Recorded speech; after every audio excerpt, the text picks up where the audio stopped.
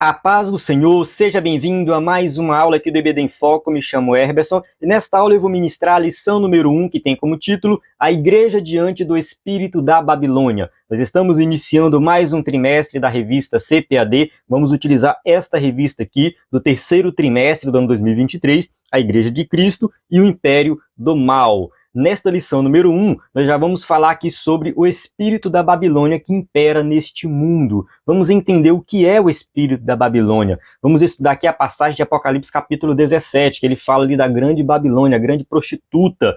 E vamos entender como que funciona isso, o que é a Babilônia, o que João queria dizer com a Babilônia. Ali, nos capítulos 17, 18 e 19, nós observamos que esta Babilônia, ela vai ser destruída, ela vai ser punida. Ela vai pagar por todos os seus erros, por todos os seus pecados. Isso vai acontecer, Cristo vai triunfar e nós vamos triunfar juntamente com ele. No entanto, nos dias de hoje, esta Babilônia ainda existe. Nós estamos vivendo neste mundo repleto de pecado. E o cristão precisa estar consciente do mundo em que ele vive, o que ele precisa fazer, como que ele deve se posicionar. A Bíblia deixa bem claro que nós vivemos no mundo e o mundo jaz no maligno. O espírito da Babilônia impera. No entanto, nós somos separados do mundo, nós somos santos, chamados para sermos santos. Ou seja, vivemos uma vida diferente, uma vida separada. E nesta lição, nós vamos entender melhor como que funciona esse mundo, como que funciona o espírito da Babilônia, o espírito do anticristo, que Paulo fala ali também em Tessalonicenses. E nós vamos entender como que o cristão deve viver. Então, assim, você que é professor de EBD, aluno de EBD ou quer aprender mais sobre este tema, está convidado a assistir essa aula até o final. Aqui eu vou seguir a sequência da revista, passando por cada tópico e subtópico, para que você possa compreender esse assunto e aplicar na sua vida. E isso será feito em todas as lições desta revista. Eu convido você a assistir não somente esta lição, mas todas as lições que serão ministradas e postadas aqui no nosso canal do YouTube e no nosso site ebdenfoco.com. Então você pode acessar da sua casa, do seu celular, onde você estiver, ouvir nossa aula, assistir nossa aula. Nossa aula é bem dinâmica, com slide em PowerPoint. Nós temos aqui o slide 100% baseado na revista, com imagens de qualidade, pronto para ser usado. Você baixa, já usa na sua igreja. Isso mesmo, você pode usar este slide aqui na sua igreja. Com o slide pronto, você tem muito mais tempo para estudar. Esta revista trata de temas muito difíceis que vão exigir muito de nós. Nós temos que sentar e estudar e se aprofundar, começando pela lição número 1, que fala sobre Apocalipse. Você tem que estudar esse capítulo de Apocalipse, ler comentários e se aprofundar neste tema. A plataforma EBD em Foco tem experiência na produção de slides subsídios da EBD. Nós estamos aqui desde 2016 produzindo esse conteúdo semanalmente. Pela graça de Deus, não falhamos nem uma semana sequer e Deus tem abençoado muito. Nós temos uma equipe qualificada que se dedica toda semana para entregar um conteúdo de qualidade. Então, uma equipe completa aí de atendimento, uma equipe que dá suporte no WhatsApp. A hora que você precisar, pode entrar em contato com a gente. Nós produzimos vídeo, PDF, vários conteúdos que vão te ajudar a ministrar uma aula de excelência na EBD. O conteúdo da assinatura do EBD em Foco dá direito aos slides de adultos e jovens e vários bônus, como slides de escatologia, sermões em PDF, curso básico de teologia e cursos diversos. Dentro desse conteúdo aqui, você vai encontrar muita coisa que pode te ajudar na lição especificamente, além dos slides, além dos subsídios, que a gente já tem, vídeo, áudio, PDF. O conteúdo extra que nós temos vai te ajudar bastante, culto de ensino, ministrações na igreja. Então, assim, é uma plataforma completa que vai te ajudar muito. Não é somente, o slide da EBD para eu ministrar na aula. Não, não, não. Eu penso que o slide é algo muito bom, mas não é só o slide, entende? Você precisa se capacitar, aprender mais e você participa de outras atividades na igreja e nós damos suporte em tudo isso. Então acesse o nosso site ebdenfoco.com ou envie uma mensagem no nosso WhatsApp. Aproveite também, se você estiver assistindo pelo YouTube, para se inscrever no nosso canal. Deixa o like aí, eu gostei, se você gostou do vídeo. E deixe também o seu comentário. O que você está achando dessa revista? O que você achou desse tema, desta lição? Deixe seu comentário e compartilhe esse conteúdo com seus amigos da EBD. Qualquer dúvida, é só entrar em contato conosco pelo WhatsApp. Bem, vamos lá. O textuário da lição diz assim: E na sua testa estava escrito o nome Mistério, a Grande Babilônia, a mãe das prostituições e abominações da terra. Apocalipse capítulo 17, versículo 5. Eu não vou ousar explicar esse versículo aqui agora. Vamos deixar para o conteúdo da lição. Quando chegar lá dentro, a gente precisa de um contexto maior para falar desse versículo. A igreja deve resistir ao espírito da Babilônia, presente no cenário atual. Isso deve ser feito por meio do compromisso inegociável com a autoridade da palavra de Deus. Então a gente tem aí um contraste entre a palavra de Deus e o espírito da Babilônia. O espírito da Babilônia, a gente vai ver mais na frente, mas é uma referência a tudo de ruim que acontece nesse mundo, ao sistema mundano, que se opõe à palavra de Deus o tempo todo. O tempo todo, porque a palavra de Deus ela é incompatível com qualquer ideologia humana, com qualquer religião humana, é incompatível com qualquer sistema humano. É diferente, ela é superior. Então não existe compatibilidade com a palavra de Deus. É claro que você pode ver um ou outro ponto de concordância. Ah, nesse ponto aqui a gente concorda e essa ideologia humana aqui também concorda. Pode ser que tenha um ou outro ponto, mas você não vai encontrar 100% de concordância, porque sempre as ideologias humanas vão para o lado pecaminoso, porque faz parte do espírito da Babilônia e vai confrontar as escrituras em algum momento. Nós temos aqui os objetivos, eu vou avançar para ganhar tempo no vídeo. A passagem que nós vamos estudar é Apocalipse, capítulo 17, do versículo 1 ao 6. Vou avançar também, durante a aula a gente vai comentar essa passagem, mas eu recomendo fortemente, leia Apocalipse 17, se possível, volte um pouquinho para o 16, 17, 18, 19. Esta passagem ela é chamada de uma passagem parentética, ou seja, é como se fosse um parêntese, porque explica alguns acontecimentos que já foram citados anteriormente. Não é a primeira vez que Apocalipse cita a Babilônia. Então não é a primeira vez que cita a destruição da Babilônia, também do anticristo, no caso da besta. Então isso é algo que já foi citado anteriormente, abre-se esse parêntese para explicar com detalhes o que é essa Babilônia, e depois no capítulo 18 e 19 tem o juízo também sobre esta Babilônia. Então a gente precisa compreender um pouco esse contexto, recomendo você fazer uma leitura um pouco mais completa. Mais uma dica, não fique com medo de Apocalipse, pelo amor de Deus, não fique com medo, não fique. Nós temos por aí vários métodos de interpretação de Apocalipse, mas os principais são 3 ou 4 métodos, tá? São 3 ou 4 métodos que quando você adota um, fica muito mais fácil, mais simples de entender. Não que, nossa, todo mundo vai entender Apocalipse, não é bem assim. Mas ao adotar uma interpretação, por exemplo, a Assembleia de Deus adota a interpretação futurista. Segundo a Assembleia de Deus, os acontecimentos de Apocalipse falam do futuro, simplesmente algo que aponta para o fim dos tempos. Mas tem uma interpretação que é chamada de preterista, que coloca todos os acontecimentos no passado. Tem uma outra interpretação que coloca Apocalipse simplesmente como o momento presente da igreja, que relata ali todos os acontecimentos que aconteceu na igreja, desde quando Cristo veio até o fim dos tempos, que a igreja passa por perseguição e tudo mais. Ou seja, Apocalipse vai representar esse período da igreja. E tem uma outra interpretação que mistura os três, né? É a preterista, a futurista, e enfim, eu não vou entrar em detalhes aqui, porque não é o objetivo desta aula falar do livro de Apocalipse. No entanto, eu pretendo gravar durante a semana aí um pequeno comentário sobre as diversas interpretações de Apocalipse, qual que a gente adota e qual é a melhor maneira de interpretar este livro maravilhoso que tem ensinamentos riquíssimos para a vida cristã. Vamos para a introdução.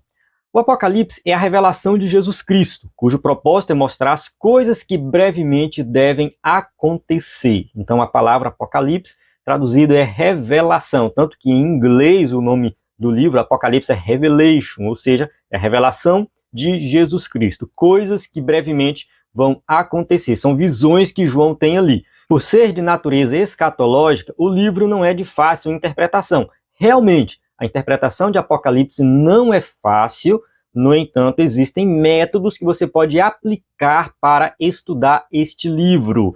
Então, não se preocupe, porque, assim, muita coisa já está resolvida. Cuidado com coisas da internet, com alguns pregadores malucos aí no YouTube. Procure livros coerentes, procure livros na CPAD. Eu tenho um livro aqui que é muito bom, que eu quero até indicar ele, que é esse aqui, ó, Apocalipse, do Grant Osborne.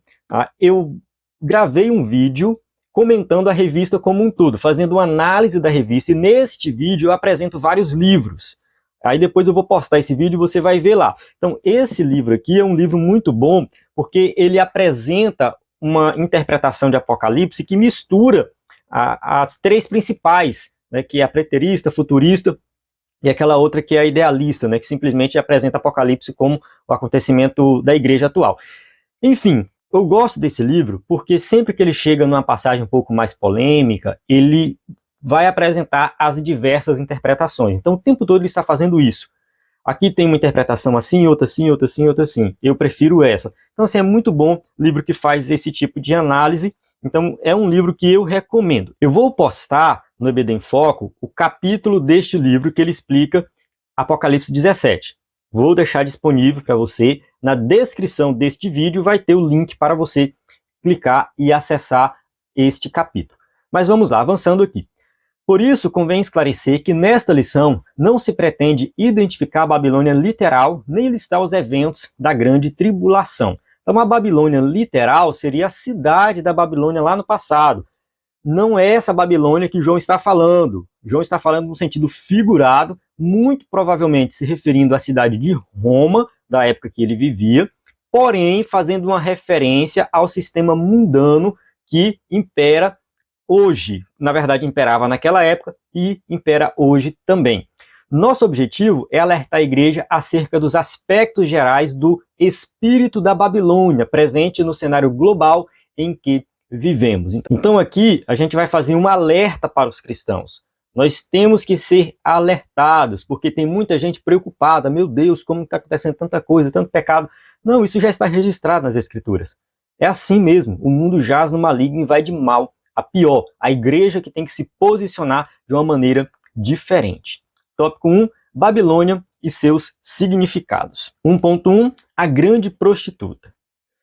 A personagem apresentada como grande meretriz com a qual os reis da terra se prostituíram. Essa é a grande meretriz. Apocalipse 17, 1 e 2. E veio um dos 7 anjos que tinha 7 taças e falou comigo, dizendo-me: vem, mostrar-te-ei a condenação da grande prostituta que está assentada sobre muitas águas, com a qual se prostituíram os reis da terra. Os que habitam na terra se embebedaram com vinho da sua prostituição. Aqui o apóstolo João está na presença de um anjo, um dos 7 anjos, né, que tinha ali as 7 taças. Então ele vai fazer um parêntese e vai apresentar para João a condenação da grande prostituta. Então aqui é o juízo que vem sobre esta Babilônia. Ele vai apresentar algumas características dessa grande prostituta.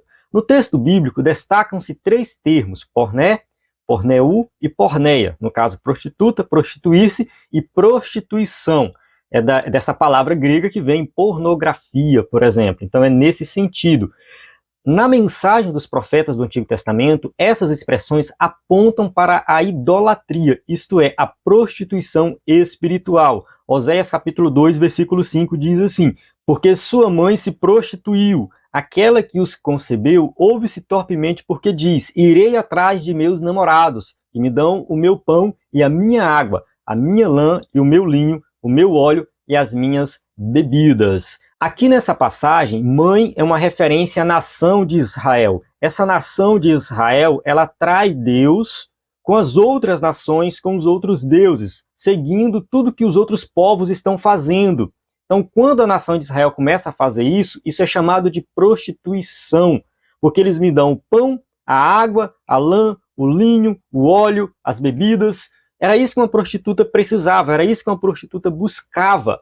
E a nação de Israel estava buscando isso com as outras nações, estava prostituindo-se, ou seja, estava traindo Deus. Isso é idolatria, ou seja, estava praticando idolatria. Isso foi um pecado muito sério no passado, praticado pela nação de Israel, e também nos dias de hoje a gente também, né, pratica muitas idolatrias. A gente tem que prestar atenção nisso. A vida cristã tem que ser uma vida íntegra diante de Deus. A gente não pode colocar nada na nossa vida que esteja em primeiro lugar, que não seja Deus. Em Apocalipse, as muitas águas onde a prostituta se assenta simboliza multidões seduzidas pela idolatria, paganismo e sua oposição à fé cristã. Então, essa prostituta, ela se assenta sobre muitas águas, uma referência a multidões, a povos, pessoas.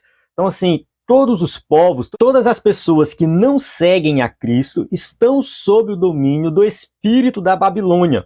vão viver seduzidas pela idolatria, pelo paganismo, por todo tipo de pecado e fazendo sempre oposição a Deus. Antes de continuar, só quero fazer uma observação sobre as imagens que a gente usa aqui no slide. Irmãos, assim, essas imagens a gente pega na internet, de maneira geral, tem alguns sites específicos que a gente pega e nem sempre as pessoas gostam das imagens. Então, se você não gostou de alguma imagem muito pesada, muito feia, eu peço perdão por isso. E se você for usar o slide na sua igreja, fique à vontade para modificar, tá bom? É muito difícil mesmo, conseguir imagens boas que representam o que o texto bíblico diz, mas a gente faz um esforço, né, para colocar imagens que realmente traduzam o contexto da revista, né, e não seja tão feia assim, né? Mas enfim, nesse caso aqui de Apocalipse é até difícil, né? A gente olhando para uma imagem dessa aqui, mas é uma tentativa de representar, a representação pictórica da visão de João ali. Assim, a prostituta é identificada como uma das facetas da imoralidade e do falso ensino religioso, representado pelo espírito da Babilônia.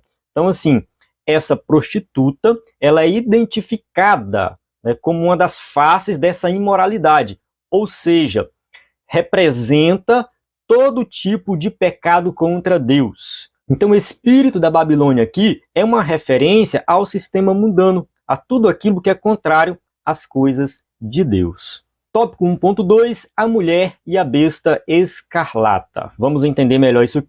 A mulher montada sobre a besta é a descrição da grande prostituta. Ela se veste de púrpura e escarlata, ou escarlate, de acordo com algumas traduções, o que significa reinado e luxo. Mateus 27, 28. E despindo, cobriram com uma capa escarlate. No caso aqui, Jesus, né, foi coberto com uma capa vermelha. Esse escarlate é um vermelho bem forte, um vermelho que tende assim para um laranja, mas é uma cor mesmo assim bem forte. Esta cor, naquela época, representava riqueza, realeza, assim como a cor púrpura também. Se você lê ali a parábola do rico e do Lázaro, o rico, ele se vestia de púrpura. Por quê? Porque púrpura era um tecido muito caro. A cor púrpura era um tingimento muito difícil de se conseguir na época. Se não me falha a memória, era alguma ostra, alguma coisa que ficava no fundo do mar. Não me lembro exatamente o que, mas era realmente no fundo do mar, então era muito difícil, era muito caro, e quem tinha um tecido púrpura ou vermelho, escarlate, era considerado alguém rico, alguém de uma posição muito importante. Ela também se adorna com ouro, pedras preciosas e pérolas, o que simboliza o materialismo e o poder econômico. Então, essa prostituta que João vê, ela chega nessa roupa, né, no caso púrpura e escarlate vermelho, ou seja, tem essas duas cores, adornada com pedras preciosas. Então tudo isso tem um simbolismo muito forte, aponta aí para riqueza, para poder, e simboliza esse poder econômico, o materialismo, aquelas pessoas que se voltam para as coisas materiais, vivem pelas coisas materiais, simplesmente isso. Isso faz parte do espírito da Babilônia. Então, quando você vê alguém que se importa com bens materiais, quer ficar rico, quer isso, quer aquilo, é porque está vivendo no espírito da Babilônia. Mas não pode ficar rico, a gente não pode trabalhar? Pode sim, você pode trabalhar, você pode ficar rico, ganhar dinheiro, mas você tem que ter sabedoria diante disso. Isso não deve ser o foco da sua vida. Deus tem que estar em primeiro lugar na sua vida. Você tem que ter sabedoria, porque a riqueza, o materialismo, ele pode te destruir. O apóstolo Paulo fala isso nas suas cartas. Então a gente tem instruções bíblicas muito claras acerca da riqueza e do perigo das riquezas. No caso aqui dessa prostituta, está simbolizando todo esse sistema mundano que se volta para coisas materiais. As pessoas matam para ganhar dinheiro, as pessoas enganam, as pessoas matam os pais.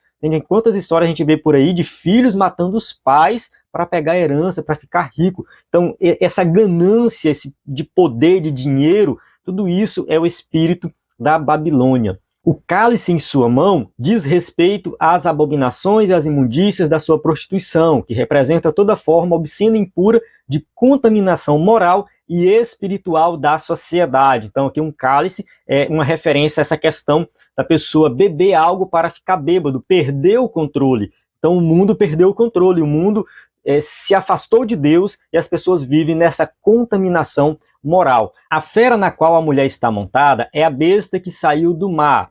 Apocalipse capítulo 13, versículo 1 vai falar dessa besta, e diz assim, ó, e eu pus-me sobre a areia do mar e vi subir do mar uma besta que tinha 7 cabeças e 10 chifres, e sobre os chifres 10 diademas, e sobre as cabeças um nome de blasfêmia. Então aqui a besta é uma referência ao anticristo, que não se manifestou ainda, mas vai se manifestar no futuro. Então a gente está aqui dentro de um contexto escatológico, algo que ainda vai acontecer.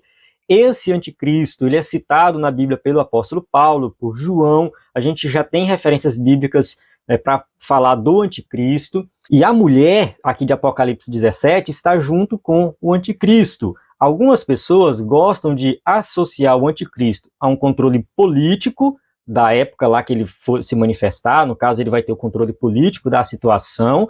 E o falso profeta, o controle da religião. E essa mulher, no caso, seria uma referência à religião corrompida, no caso, a Igreja Católica. Muita gente associa aqui a prostituta de Apocalipse 17 à Igreja Católica.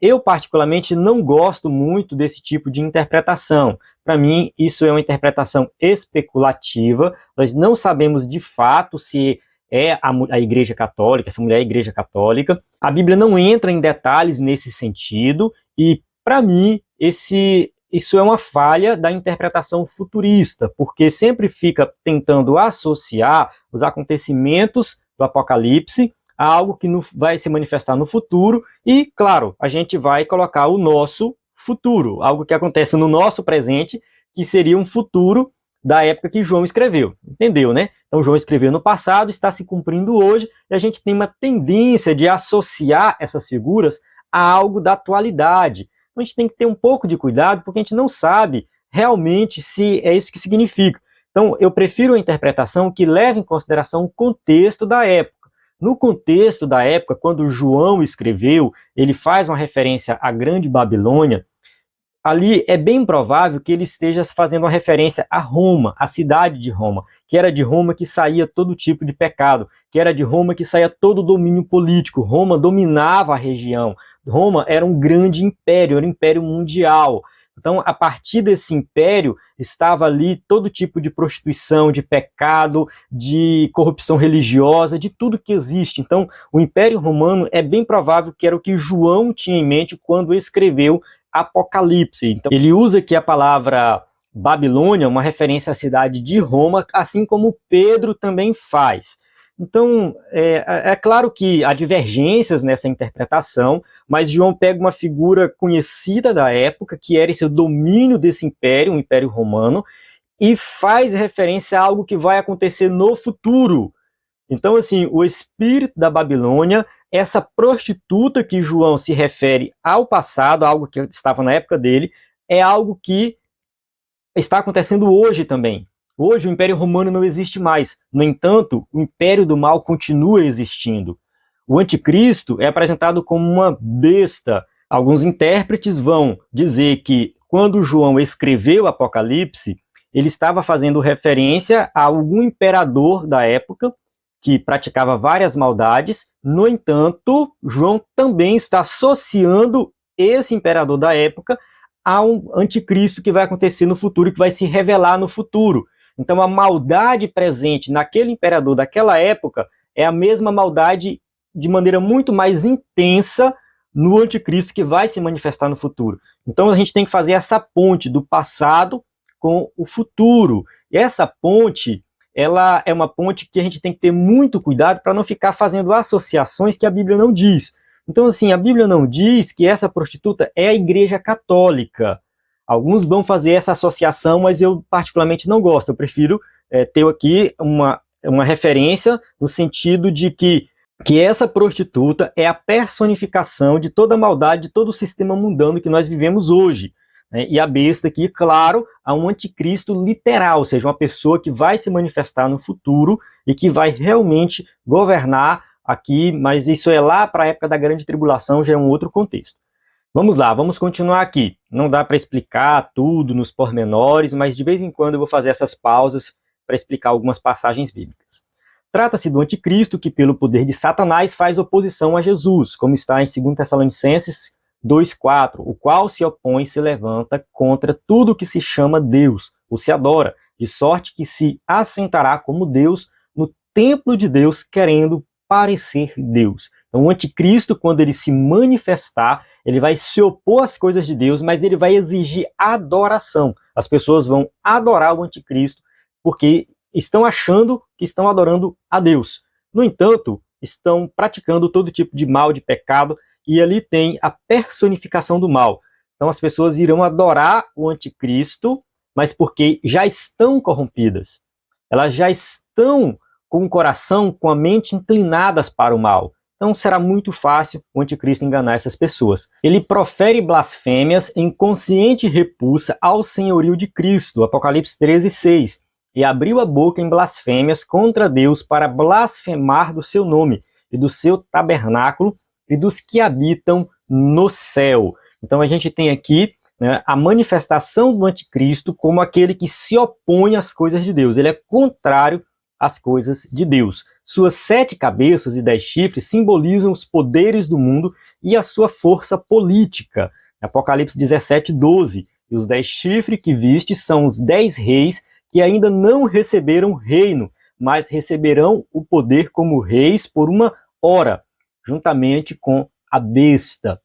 Então aqui a gente tem a união do poder político terreno. Então assim, os líderes terrenos vão se unir ao anticristo. Então ele vai dominar sobre as pessoas, vai dominar sobre a economia e vai dominar sobre o poder político. Todos estarão em concordância com ele. Então aqui 10 chifres são 10 reis que não receberam reino, ou seja, são súditos, no sentido de que muitas vezes governam a região, mas ainda não têm status de rei. Isso acontecia no Império Romano também. O Império Romano, por exemplo, tinha 10 províncias. Então é bem provável que João tenha em mente as 10 províncias do Império Romano, uma referência no passado, mas que aponta também para um acontecimento no futuro, indicando que no futuro as nações vão se unir. Não necessariamente 10 nações. Tem gente que gosta de fazer uma interpretação mais literal. Diz assim, não, porque no futuro terão 10 blocos no mundo, porque hoje os países se unem em blocos econômicos, e esses 10 blocos econômicos vão se unir ao anticristo. Pode ser que sim, talvez. Mas eu prefiro entender simplesmente uma referência à união de todas as nações, de todos os líderes com o anticristo lá no fim dos tempos. A união entre o cavaleiro e a montaria, que no caso a mulher e a besta, simboliza a nefasta força dos sistemas religioso, econômico e político do espírito da Babilônia. Então a gente observa aqui que está tudo junto. O sistema político, religioso, econômico, tudo que acontece nesse mundo, com certeza tem pecado. E tudo que acontece nesse mundo se opõe às coisas de Deus. Acho que não tem nada de bom nesse mundo? Tem sim. Porque foi Deus que criou. Tudo que existe foi Deus que criou. No entanto, foi corrompido pelo pecado. O sistema religioso, corrompido pelo pecado. O sistema econômico, corrompido pelo pecado. Todo e qualquer sistema econômico, seja de direita ou de esquerda, seja socialista ou capitalista, seja progressista ou conservador, seja o que for, vai ter ali muitas manifestações pecaminosas. Vai ter ali algo que oprime as pessoas. Vai ter ali algum tipo de opressão para que um ganhe mais do que o outro, entende? Para que um sofra mais do que o outro. Então não existe sistema econômico perfeito, não existe sistema político perfeito. Tem pessoas que querem defender um sistema político específico, porque esse sistema aqui é o melhor, se fosse implantar, não adianta, é corrompido pelo pecado, tudo é corrompido pelo pecado. E no fim dos tempos, todas essas forças vão se juntar, se manifestar de forma explícita contrário às coisas de Deus. Tópico 1.3, Mistério, a Grande Babilônia. Na sequência da revelação, o nome da prostituta é desvendado. Mistério, a Grande Babilônia. O termo mistério indica que o nome Babilônia não é meramente geográfico, mas simbólico. Então, assim, ela vai estar escrito na testa, mistério, a Grande Babilônia. Há uma certa dúvida sobre o real significado da palavra mistério aqui. Alguns vão dizer que mistério quer dizer que ela realmente pratica coisas misteriosas, no caso, assim, coisas ocultas, é nesse sentido. Então, a prática, a vida dela é algo misterioso, a própria identidade da Grande Babilônia seria algo misterioso. Outros dizem que mistério é realmente o nome dela, então ela é um mistério. Outros dizem que o nome dela é misterioso, que ninguém sabe quem é. Então, assim, é bem complicado a gente querer assim, definir, bater o martelo sobre o que significa mistério aqui, mas faz parte do nome dela, tá? E como o escritor da revista diz, não é algo meramente geográfico, mas simbólico. Babilônia é descrita como grande porque é poderosa e de vasto alcance, refere-se à mãe das prostituições e abominações da terra. Então, assim, a cidade da Babilônia, ela teve início ali na construção da Torre de Babel, então ali já é o primeiro projeto humano de emancipação do ser humano, um projeto imperialista, um projeto de união, de tal forma que confronta Deus. Depois, a Torre de Babel não deu certo, a gente sabe da história, depois veio o Império da Babilônia. Então esse império ele teve domínio sobre muitas regiões, então foi um império grandioso que disseminou a sua cultura, o seu poder, enfim, a sua influência por várias regiões do mundo. Por isso que João, quando escreve Apocalipse, ele usa essa palavra Babilônia, porque na época dele, essa palavra fazia referência a um grande império, a um grande domínio. E na época de João, a gente tem o Império Romano que domina a região. Então é bem provável que João esteja falando de Roma, como eu já citei anteriormente aqui na aula, mas sempre pensando nesse aspecto, algo que espalha as suas abominações sobre a terra. Como vem acontecendo do passado, está na época dele e vai continuar acontecendo no futuro. Então ela é mentora de toda a rebelião contra Deus e a consequente depravação da sociedade. Então tudo que é contrário às coisas de Deus é proveniente da Grande Babilônia. Babilônia é responsável pelo assassinato dos santos e das testemunhas de Jesus. Simboliza o espírito de perseguição e a desconstrução da fé bíblica. Então, Apocalipse 17:6 faz referência à perseguição da Babilônia contra aqueles que seguem a Jesus, são testemunhas de Jesus. Não se trata apenas de uma cultura sem Deus, mas de uma cultura contra Deus. Assim, o espírito da Babilônia é um sistema global deliberadamente anticristão. Então, esse sistema global anticristão, ele se manifesta de várias formas diferentes. Por isso que às vezes aparece por aí algum político, ou algum sistema, ou alguma ideologia, alguma coisa falando assim, não, a gente concorda com o cristianismo, a gente concorda com a Bíblia, ou sei lá, com as coisas de Deus. Vai muito nesse sentido de concordar com os cristãos, mas na prática, não concorda.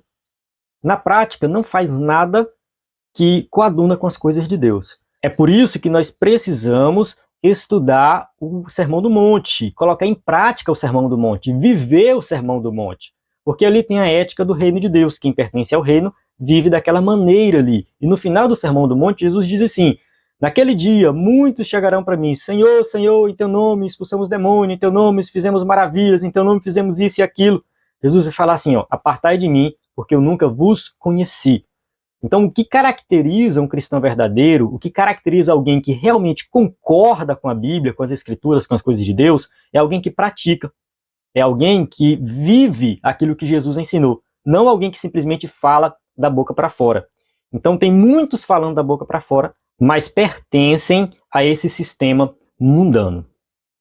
Tópico 2, o espírito da Babilônia. 2.1, no sistema religioso.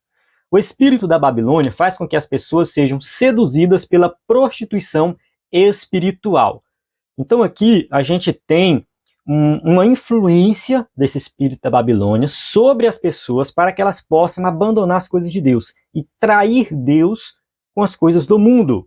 Isso é a prostituição espiritual. Nesse sentido, o culto ao ego torna o ser humano amante de si mesmo, do dinheiro e dos deleites, como está escrito na segunda carta a Timóteo, capítulo 3, versículo 2. Porque haverá homens amantes de si mesmos, avarentos, presunçosos, soberbos, blasfemos, desobedientes a pais e mães, ingratos, profanos, e ele continua a lista. Não coloquei toda a citação aqui da revista, só para a gente entender que quem vive dominado pelo espírito da Babilônia vai praticar todo tipo de pecado. vai se fechar em si mesmo. O ego do ser humano é o que vai dominar na sua vida. Ele vai ser amante do dinheiro, dos deleites, dos prazeres.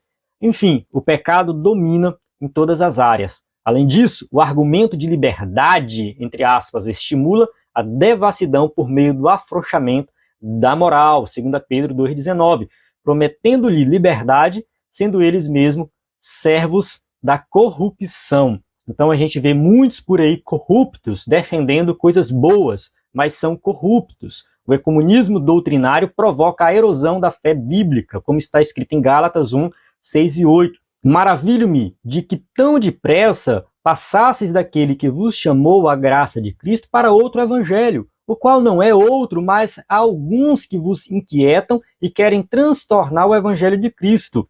Mas ainda que nós mesmos, ou um anjo do céu, vos anuncie outro evangelho, além do que já vos tenho anunciado, seja anátema. Então, o evangelho de Jesus Cristo é um só. O evangelho de Jesus Cristo, ele tem suas características que, quando você sai fora dela, você está em outro evangelho. E quando você está em outro evangelho, você perdeu o foco do verdadeiro evangelho, como aconteceu com os crentes ali da Galácia. Paulo fica revoltado. A gente vê o tom da carta de Paulo, quando ele escreve para essa igreja, ele fala assim, olha, maravilho-me de quão depressa passasses. Paulo está aqui sendo irônico. Vocês saíram tão rápido do evangelho de Cristo e foram para um outro evangelho que buscava a salvação pelas obras. E isso tem acontecido nos dias de hoje. As pessoas têm abandonado o evangelho, estão crendo em outro evangelho e permanecem muitas vezes dentro da igreja disseminando essas doutrinas, como acontecia ali na igreja da Galácia, na igreja primitiva de maneira geral. A gente vê o tempo todo Paulo combatendo a disseminação de falsos evangelhos. O relativismo rejeita a doutrina dos apóstolos e a autoridade bíblica, 2 Timóteo 4,3, porque virá tempo em que não sofrerão a sã doutrina, mas tendo comichão nos ouvidos, amontoarão para si doutores conforme as suas próprias concupiscências. Ou seja, a própria doutrina será corrompida e as pessoas vão ter um conhecimento próprio e vão relativizar a fé cristã. O humanismo reinterpreta e ressignifica os mandamentos divinos. 2 Pedro 3,16. Falando disto, como em todas as suas epístolas, entre as quais há pontos difíceis de entender, e os indoutos e inconstantes torcem igualmente as outras escrituras para a sua própria perdição. Aqui Pedro está falando daqueles que pegam os escritos de Paulo e distorcem os escritos de Paulo para dizer outra coisa.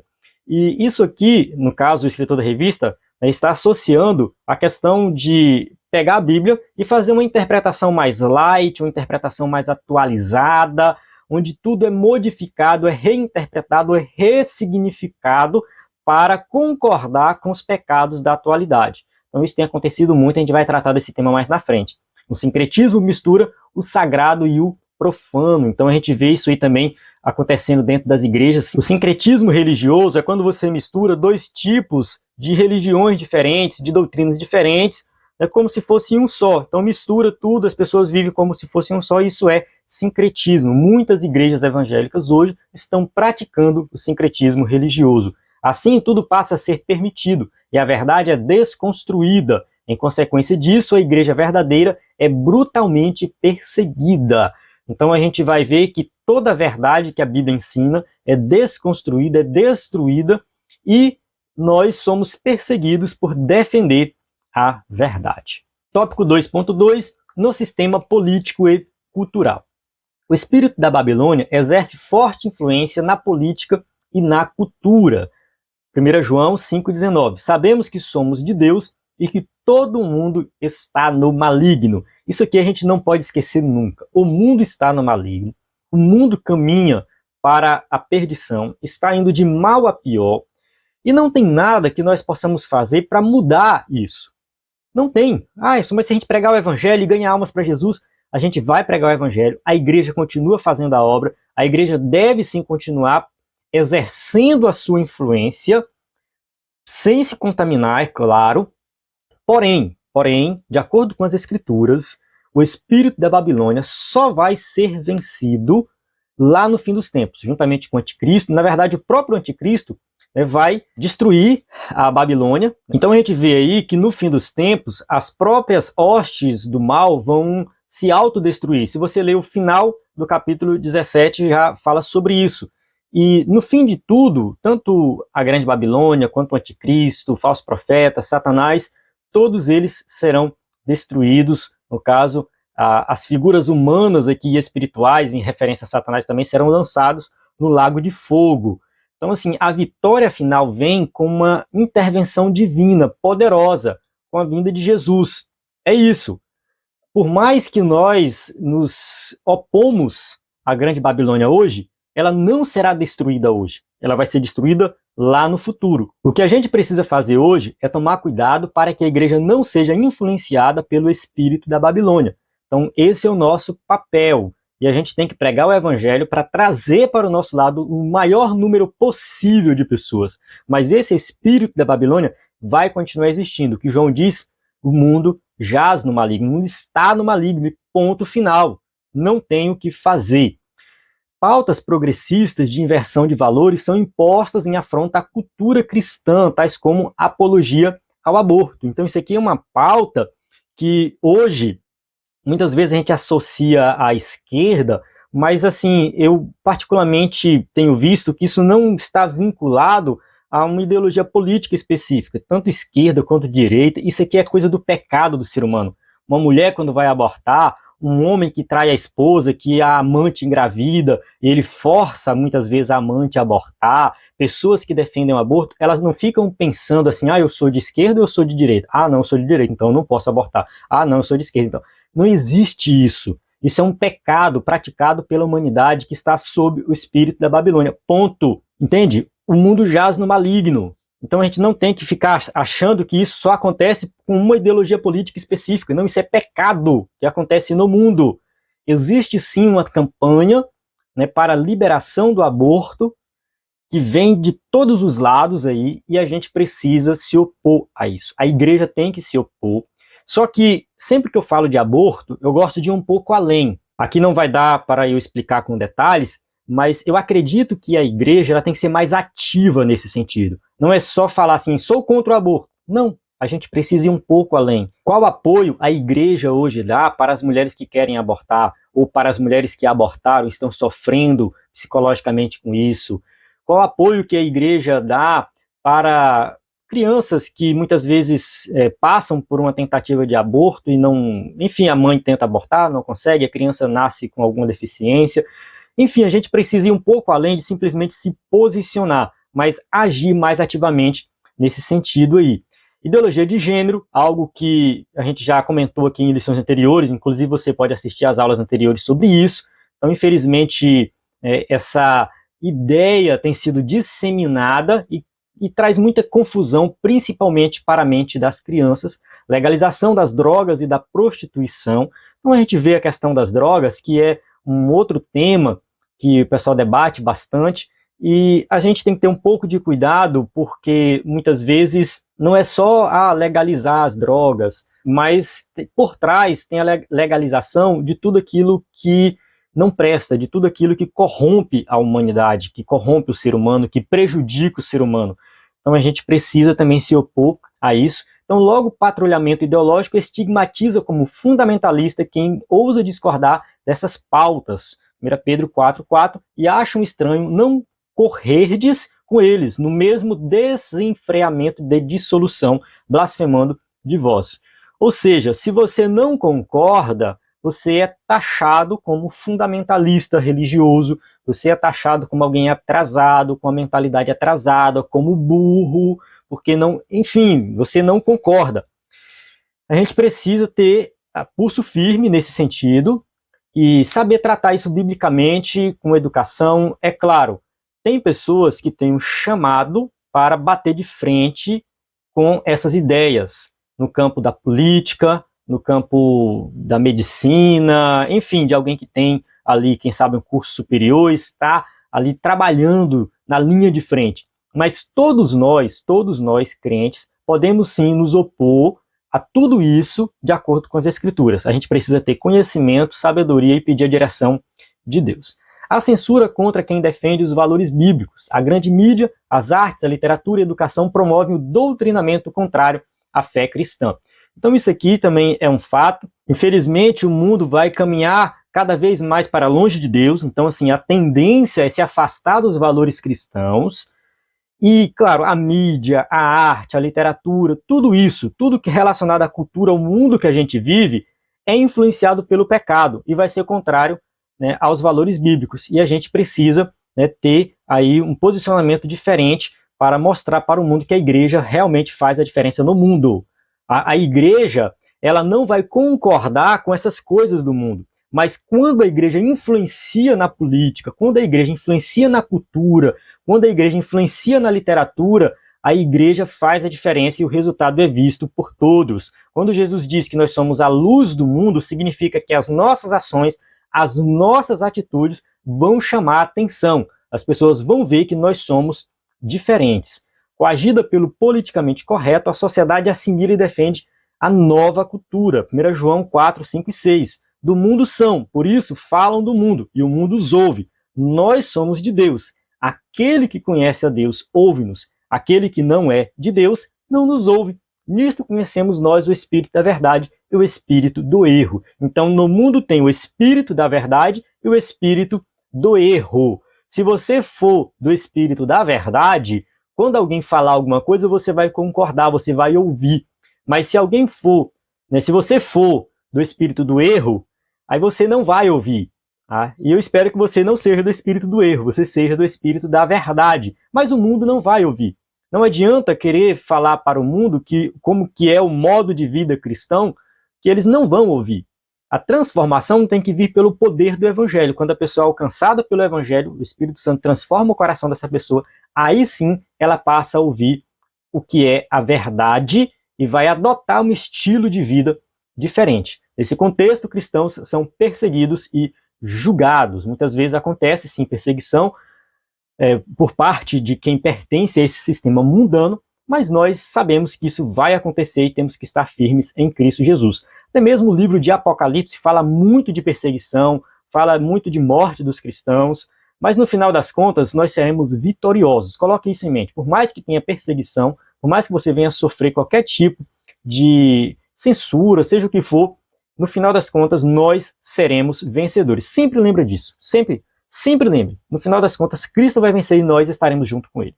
Tópico 2.3, no sistema econômico. O livro de Apocalipse registra o enriquecimento dos mercadores por meio da exploração da luxúria e da licenciosidade do espírito da Babilônia.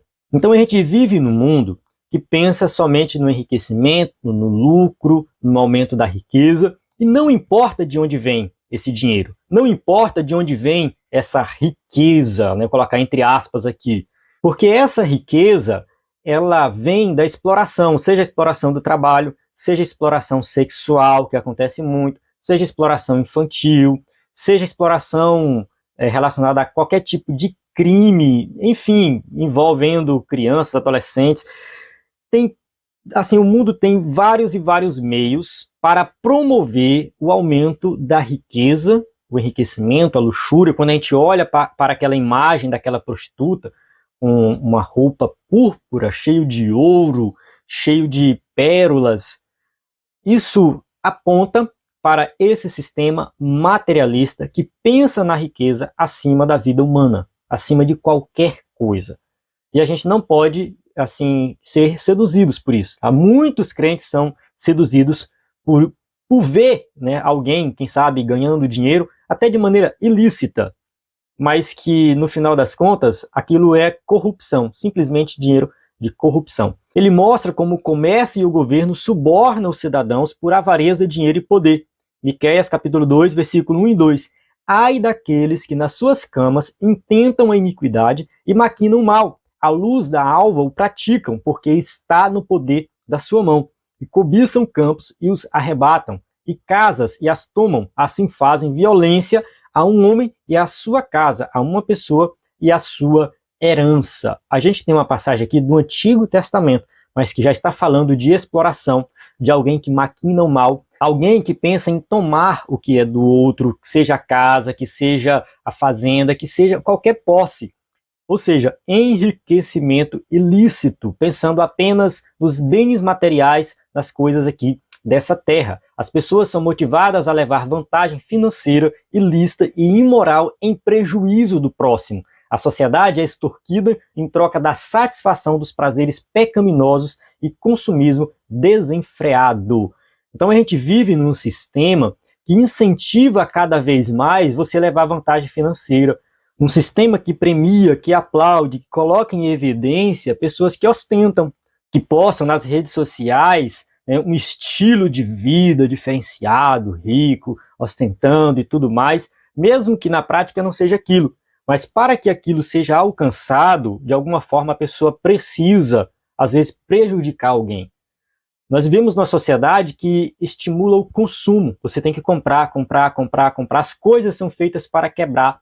Então, você compra um celular hoje, daqui a um ano ele não presta mais, não tem mais, né, muito valor. Eu comprei um celular tem um pouco mais que um ano, acho que tem 1 ano e meio, 1 ano e 4 meses. Um celular até caro, na época acho que foi R$ 2.000, se eu não me engano. Eu comprei um celular para filmar e tal, né, queria uma câmera boa. E o celular está soltando a parte de trás já. Eu tenho que levar em algum lugar para passar uma cola para né, continuar funcionando pelo menos por, sei lá, mais 1 ano ou 2 anos, porque não dá para ficar comprando o celular de R$ 2.000 uma vez por ano, entende? Então, assim, parece que foi feito para quebrar. O sistema mundano hoje, ele funciona dessa forma. E como a gente tem falado desde o começo da aula, ele está em todas as áreas, é na cultura, é na economia, nas fábricas, em tudo, tudo, tudo, tudo. Tá? Então, assim, as pessoas sempre estão tentando levar vantagem sobre as outras, inclusive as grandes empresas. Não pense que essas grandes empresas trabalham de forma a contribuir para a sociedade.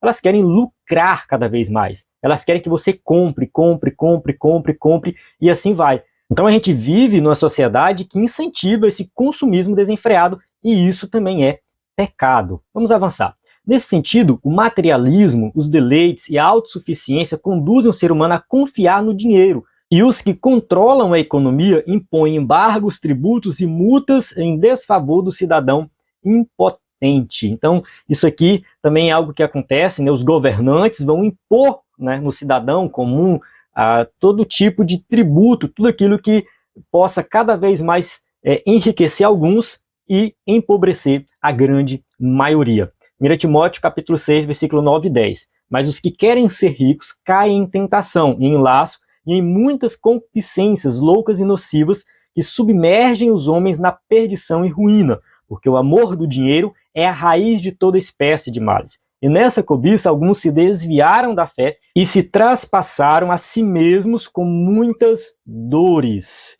Observe que a Bíblia não condena a riqueza, a Bíblia não condena você trabalhar duro e ganhar dinheiro, a Bíblia não condena nada disso. Aqui nós temos uma orientação para termos cuidado, porque muitos que querem ser ricos caem em tentações. Então, assim, são muitos problemas que podem acontecer na vida dessa pessoa. E aqui também diz que o amor do dinheiro é a raiz de toda espécie de males. Não é o dinheiro em si, mas é o amor. Quando você coloca o seu coração, a sua mente, o seu desejo apenas no dinheiro. O cristão tem que ter muito cuidado nesse sentido. Não seja seduzido pela riqueza. Ah, porque eu quero ficar rico e tal e tal. Cuidado com isso. Cuidado, você pode ter sua vida prejudicada por causa do dinheiro. Eu vi uma história uma vez de uma família crente que ganhou na loteria, se eu não me engano. Jogava sempre na loteria, era crente, mas jogava. E aí ganharam uma grana boa. Não foi milhões assim, mas ganharam uma quantidade boa de dinheiro. E com esse dinheiro eles mudaram de cidade, compraram uma casona grande, uma mansão, um negócio bacana no bairro rico. E a partir dali eles se afastaram da igreja, não foram mais à igreja, porque todo final de semana tinha que receber os amigos, fazer churrasco, o marido voltou a beber, e aí, né, ficaram naquela vida. E uma vez o filho deles brincando na rua ali, brincando perto de casa, saiu na rua, o carro veio, atropelou, a criança morreu. Então, assim, é claro que a gente não sabe se as coisas também iriam de mal a pior se eles continuassem pobres, a gente não sabe. Mas, querendo ou não, né, o fato deles ficarem ricos conduziu eles a um estilo de vida longe de Deus e expôs o filho deles a um perigo que talvez não seria exposto se eles tivessem continuado pobre. Então, assim, foi um desastre familiar. E foi por causa do dinheiro? Tecnicamente, sim, né? Foi por causa do dinheiro.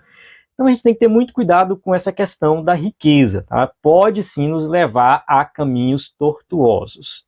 Tópico 3, a posição da igreja diante do espírito da Babilônia. 3.1, não negociar a ortodoxia bíblica. A palavra ortodoxia vem do grego ortos, que significa correto, e da expressão doxa, do verbo dokel, como sentido de crer. A junção dos termos traz a ideia de crença correta. Então, todas as vezes que você vê essa palavra ortodoxia, aqui é uma referência à crença correta, aquilo que é certo. Nesse aspecto, a ortodoxia cristã tem a Bíblia Sagrada como a suprema e inquestionável árbitra em matéria de fé e prática. Ou seja, se nós realmente quisermos ser ortodoxos, nós temos que ter a Bíblia Sagrada como nossa única regra de fé. Fé e prática. Você tem que praticar as Escrituras. Por conseguinte, a igreja precisa reafirmar a verdade bíblica como valor universal e imutável. Mateus 24:35. O céu e a terra passarão, mas as minhas palavras não hão de passar. Então a gente tem a Bíblia que possui um valor imutável, ou seja, ela vale para todas as épocas. A gente tem que fazer adaptações para o nosso contexto cultural, a gente precisa fazer aplicações práticas para o momento em que a gente vive. É por isso que muitas vezes ler um comentário bíblico de 100 anos atrás, 200 anos atrás, muitas vezes não é muito atraente, porque ali tem aplicações para aquela época. Nós temos que fazer aplicações para a nossa época. Porém, a verdade bíblica, ela não muda. A aplicação realmente vai mudar de acordo com o contexto, mas a verdade bíblica é imutável. Assim, por meio do estudo bíblico, sistemático e doutrinário, torna-se possível capacitar o crente para enfrentar o espírito da Babilônia e suas ideologias contrárias aos valores absolutos da fé cristã, com mansidão, temor e boa consciência. Nós temos que saber enfrentar o espírito da Babilônia, mas nós temos que ter sabedoria. Nós temos que estar preparados para apresentar aquilo que a gente realmente crê. A gente tem também que respeitar a opinião do outro, por mais que ela seja contrária às Escrituras.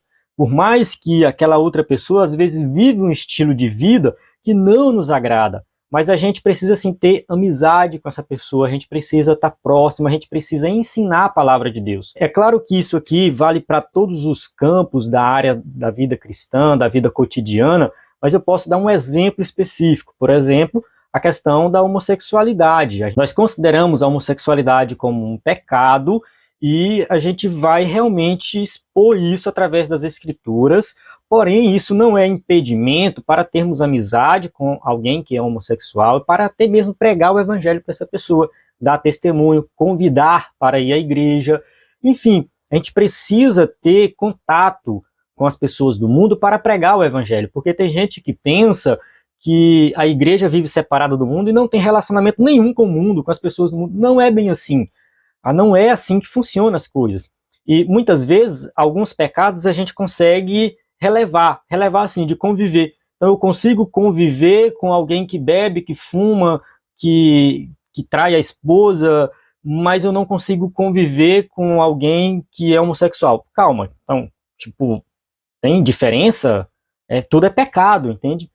Porque eu tenho um amigo que, sei lá, bebe, fuma, faz um monte de coisa errada, mas eu não tenho um amigo que concorda com a ideologia de gênero.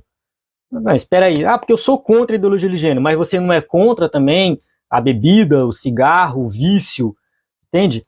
Então, assim, você não tem que ficar escolhendo qual é o tipo de pecador que você tem que ter amizade, tem que estar próximo. O cristão, ele tem que se posicionar como cristão e ter a oportunidade de dar testemunho e pregar e falar de Jesus para qualquer pecador, qualquer que seja o pecado, qualquer que seja o pecado.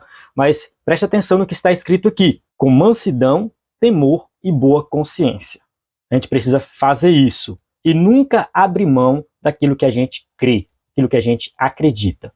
1 Pedro 3,15. Antes, santificai a Cristo como Senhor em vosso coração, e estais sempre preparados para responder com mansidão e temor a qualquer que vos pedir razão da esperança que há em vós. Então, nós temos que estar preparados para explicar aquilo que nós cremos. Se nós temos uma crença específica em Cristo Jesus e sabemos o que Jesus ensinou para a nossa vida, a gente tem que estar preparado para isso. Muitos crentes não estão preparados para apresentar o evangelho para qualquer pessoa. Deus já me deu a oportunidade para pregar para católico, para ateus, para homossexuais, enfim, Deus já me deu várias oportunidades. E é bem interessante quando isso acontece, porque acontece de maneira muito natural, muito simples. Numa conversa, eu aproveito e começo a falar do evangelho. Numa conversa, eu aproveito e começo a apresentar aquilo que nós cremos. A pessoa, às vezes, não concorda, às vezes concorda, às vezes aceita ir na igreja, às vezes aceita uma oração, mas, no final das contas, eu tive a oportunidade de apresentar. Então, a gente tem que ter sabedoria nesse sentido. 3.2. Formar o caráter de Cristo. O caráter cristão refere-se à nova vida, modo de pensar e agir daqueles que pertencem a Cristo. Efésios 4, 22 a 24. E quanto ao trato passado, vos despojeis do velho homem, que se corrompe pelas concupiscências do engano, e vos renoveis no espírito do vosso sentido, e vos revistais do novo homem, que segundo Deus é criado em verdadeira justiça e santidade. Nós somos uma nova criatura. Nos vestimos de um novo homem, de uma nova mulher. Homem aqui é uma referência ao ser humano, tá bom?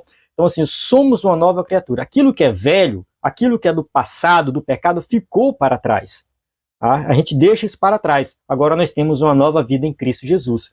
Nesse aspecto, torna-se necessário enfatizar o que é o fruto do Espírito, que desenvolve o caráter do salvo. Jesus ensinou que é pelo fruto que se conhece uma árvore. Então, fruto do Espírito, que está em Gálatas, capítulo 5, do versículo 22 ao 25, está falando ali de algo que é produzido dentro do cristão. O cristão, ele produz o fruto, ou seja, ele desenvolve, ele cresce. E pelo fruto se conhece a árvore. Que fruto você está produzindo? Não por acaso o apóstolo Paulo observa que o melhor antídoto contra o veneno e o jugo do pecado é andar no Espírito. Então, se você anda no Espírito, você pratica as coisas do Espírito, você produz o fruto do Espírito, você já tem o antídoto contra o veneno do pecado. Você tem um antídoto, porque você vive uma vida íntegra diante de Deus. A falha na formação moral do caráter produz pseudo-cristãos escravizados pela carne. Então, muita gente se diz cristã hoje, se diz simpatizante do cristianismo, enfim, vão à igreja, mas nunca tiveram a vida transformada. Então, assim, são crentes, como diz um pregador por aí, com defeitos de fabricação. Ou seja, são pseudo-cristãos, são falsos cristãos. Palavra pseudo, falso. Então, aqui é uma referência a pessoas que dizem ser crentes, mas na verdade nunca se converteram de verdade. Portanto, a igreja que prima pelo estudo e aplicação da palavra de Deus produz crentes espiritualmente maduros, capazes de resistir ao espírito da Babilônia presente no cenário global. Então, assim, a igreja ela tem que focar na palavra de Deus, no ensino da palavra, na exposição da palavra. Infelizmente, muitas igrejas por aí não têm mais pregação da palavra. O pregador sobe no púlpito, fala de política, dá exemplos da vida dele, fala de um monte de coisa e esquece de fazer a exposição das Escrituras. Então, assim, na igreja tem que ter exposição, porque somente a exposição das Escrituras é que vai transformar a vida das pessoas. 3.3. Aguardar a volta de Cristo. A dispensação da graça termina com o arrebatamento da igreja antes da grande tribulação. Vamos ler 1 Tessalonicenses 4, 16 e 17. Porque o mesmo Senhor descerá do céu com alarido e com voz de arcanjo e com trombeta de Deus, e os que morreram em Cristo ressuscitarão primeiro, depois nós, os que ficarmos vivos, seremos arrebatados juntamente com eles nas nuvens, a encontrar o Senhor nos ares, e assim estaremos sempre com o Senhor. Então nós acreditamos, nós cremos no arrebatamento da igreja, e vai acontecer antes da grande tribulação. Então, a dispensação da graça é a dispensação atual, que é chamada também de dispensação da igreja. Então, essa dispensação ela vai até o arrebatamento da igreja, E aí começa a próxima dispensação, que aí tem a grande tribulação, tem o milênio, enfim, a gente já vai para outro contexto, mas a gente precisa entender que Jesus vai voltar. Jesus vai voltar e vai levar essa igreja remida, essa igreja santa, nós vamos subir com Cristo. Se você quer aprender mais sobre escatologia, nós temos no EBD em Foco aulas sobre escatologia, está no YouTube também, nossas aulas de escatologia, nós temos slides sobre escatologia que você pode até usar na sua igreja. Se você for assinante do EBD em Foco, esse slide já está disponível para você. Lá no menu, slides em PowerPoint, aparece lá escatologia. Só mandar uma mensagem no WhatsApp que a gente explica melhor. Então você vai ter acesso a 13 slides completos sobre escatologia para ensinar na sua igreja esse tema. Acerca dos sinais que precedem a volta de Cristo, destacamos a apostasia, a inversão de valores, perseguição, guerras, fomes, pestes e terremotos. Tudo isso já está acontecendo há muito tempo. São sinais que indicam o fim dos tempos, a volta de Jesus. Diante desses eventos, o cristão é exortado a não viver despercebido, mas a esperar o seu Senhor em oração e vigilância. Então, assim, o crente ele precisa esperar Jesus voltar. Ele tem que viver nessa expectativa. Não tem que viver achando que Jesus não volta agora, volta daqui 1000 anos. Não interessa o que você pensa acerca da vinda de Jesus. Não interessa, isso não importa. Você tem que viver preparado. Todo crente verdadeiro tem que viver preparado 24 horas para a vinda de Jesus. Pode acontecer a qualquer momento. Ainda requer-se do salvo, enquanto aguarda a bendita esperança, a renúncia à impiedade, às paixões mundanas e a viver neste presente século uma vida de autodomínio, integridade e santidade. Tito, capítulo 2, versículo 12 e 13. Ensina-nos que, renunciando à impiedade e às concupiscências mundanas, vivamos neste presente século sóbria, justa e piamente, aguardando a bem-aventurada esperança e o aparecimento da glória do grande Deus e nosso Senhor Jesus Cristo. Então, o cristão, ele vive na expectativa de Jesus voltar a qualquer momento, porém, renunciando às impiedades, concupiscências, ou seja, os desejos carnais que estão presentes nesse século. Então, assim, acontece hoje do mundo viver na prática de tudo aquilo que é contrário a Deus. Mas o cristão está do outro lado, na prática de tudo aquilo que concorda com Deus, esperando Jesus voltar a qualquer momento. Amém? Chegamos na conclusão da nossa aula que diz assim: vivemos um período em que o espírito da Babilônia exerce forte influência na sociedade global. Suas ações buscam um completo domínio político, econômico, cultural e religioso em oposição aos valores da fé cristã. O avanço dessas ideologias aponta para a iminente volta de Cristo. Nesse interlúdio, é dever da igreja oferecer resistência ao mal, ensinar a doutrina bíblica, formar o caráter dos discípulos, santificar-se para a vinda do Senhor. Uma conclusão maravilhosa, com vários pontos aqui que a gente pode destacar. Não pretendo me alongar muito aqui na conclusão, porque a aula já foi bem completa, eu acredito que você já aprendeu bastante, mas aqui a gente tem que entender o seguinte: a sociedade, ela vive corrompida pelo espírito da Babilônia.